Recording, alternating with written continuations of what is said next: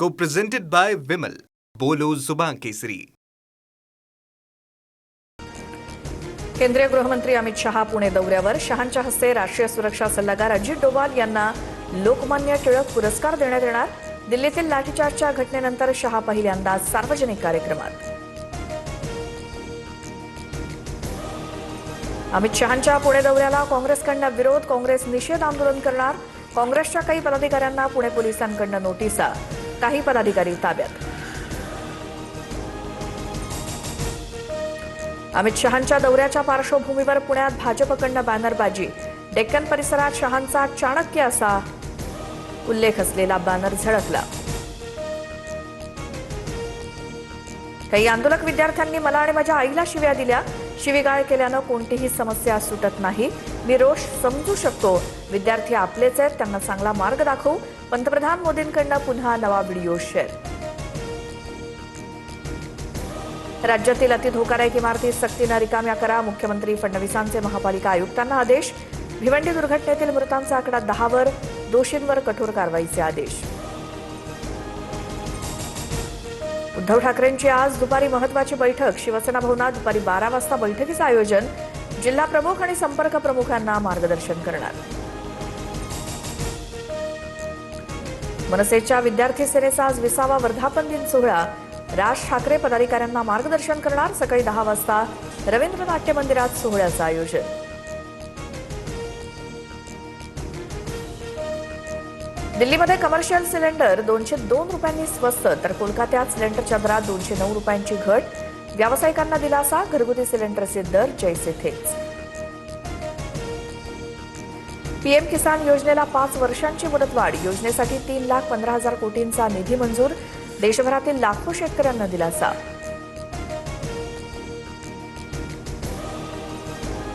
नंदुरबारला आज पावसाचा red alert. जिल्ह्यातील शाळा महाविद्यालयांना सुट्टी जाहीर. अतिवृष्टीच्या पार्श्वभूमीवर प्रशासनाकडून खबरदारीच्या उपाययोजना.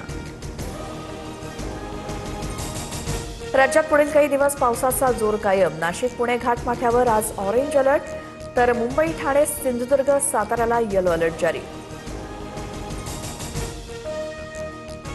खडकवासला धरणातून विसर्ग कमी केल्यामुळे एकता नगरमधील पूरस्थिती पूर्वपदावर. काल 100 पेक्षा जास्त नागरिकांचं रेस्क्यू.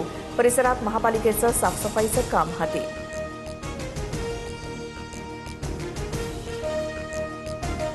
चंद्रभागा नदीच्या पाणी पातळीत वाढ. पुंडलिकसह अनेक मंदिरांना पाण्याचा वेढा.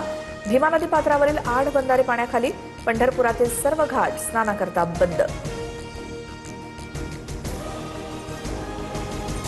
एफडीए अधिकाऱ्यांनी मंत्रालय आणि विधानभवनाच्या कॅन्टीनबाबत तयार केलेला 98% अहवाल खोटा. स्वच्छतेबाबत अनेक त्रुटी. हायकोर्टाकडून खरडपट्टी. मंगळवारपर्यंत खासगी आणि सरकारी आस्थापनांना सुधारण्यासाठी वेळ. पुन्हा तपासणी होणार. मंत्रालयाच्या उपाहारगृहाचा परवाना निलंबित करा किंवा केळींवर काळे डाग आहेत म्हणून केलेली कारवाई रद्द करा. खासगी आणि सरकारी आस्थापनांना वेगळा न्याय का? हायकोर्टाचा एफडीएच्या अधिकाऱ्यांना इशारा. पुढील सुनावणी 6 ऑगस्टला होणार. बीड जिल्ह्यात एसीबीची मोठी कारवाई. सामाजिक वनीकरण विभागातील अधिकाऱ्याला 45 लाख रुपयांची लाच स्वीकारताना रंगेहात पकडलं. तक्रारदारानं 29 जुलै रोजी छत्रपती संभाजीनगर एसीबीकडे तक्रार दिल्यानंतर सापळा रचून कारवाई. 2020 दिल्ली दंगलीतील आयबी अधिकारी अंकित शर्मा हत्येप्रकरणी अपडेट. माजी नगरसेवक आरोपी ताहिर हुसेनला जन्मठेपेची शिक्षा. इतर 5 आरोपींनाही जन्मठेप.